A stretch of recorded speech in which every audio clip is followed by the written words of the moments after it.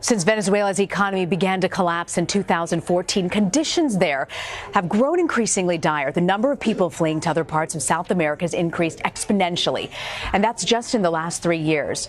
As inflation and hunger plunge the oil-rich nation completely into chaos. Anna Campoy is a reporter for Quartz.com, and she covers Latin America. And I want to ask you, how does a country that has the world's largest oil reserve have a collapsed economy? Hi, thanks for having me. That's largely because of the oil. It's kind of counterintuitive, but the fact that Venezuela has so much oil has made the government, it's made it easier for the government to mismanage the wealth. And so for a long time, when oil prices were high, it was able to spend and to distribute that wealth among the people. Once that those prices dropped, it couldn't maintain that model anymore. So I want to ask you, when you look at the oil prices, they dropped in 2014. Venezuela's money evaporated. The food prices soared. You look at someone like President Nicolas Maduro. He's been in power since 2013. When you look at this situation, the hunger, the foreign aid that's been rejected, what's the role of government mismanagement that's played here exactly? Well, I mean, Maduro has been just trying to hold on to power. It has become an end in itself. And so the government has been, everything it does is to keep that grip on power. So, for example, when you look at elections, or even earlier this year when he decided to create a new legislative body, the Constituent Assembly, to essentially get the opposition out of the way.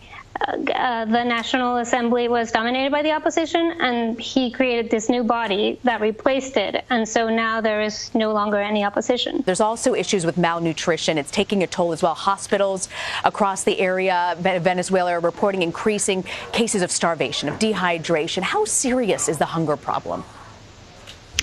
Well, we don't know the full extent of the problem since the government is not releasing any statistics.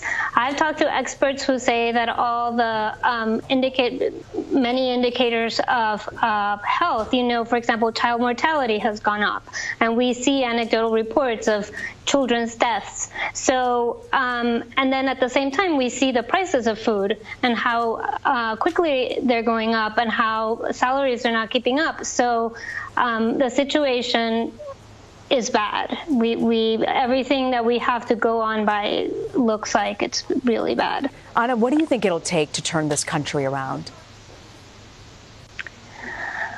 I don't know. I think that in order for things to start improving, there has to be a change in government. And as things stand now, that doesn't seem very likely.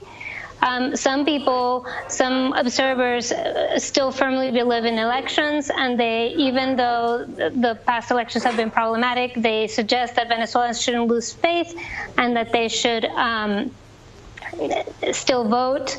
But the past few elections have been flawed. The international community has condemned them, so it's kind of difficult to see how anything will change in Venezuela anytime soon. And is there anything that the Trump administration could do that would make the situation different?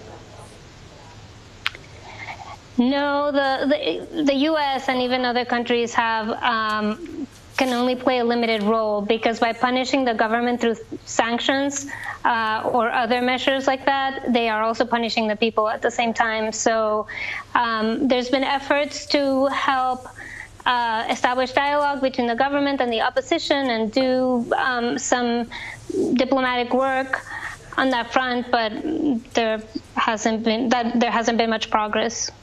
Collapsed economy, brutal government crackdowns, and starvation. Not a rosy picture there in Venezuela. Anna Campoy, thank you very much for joining us.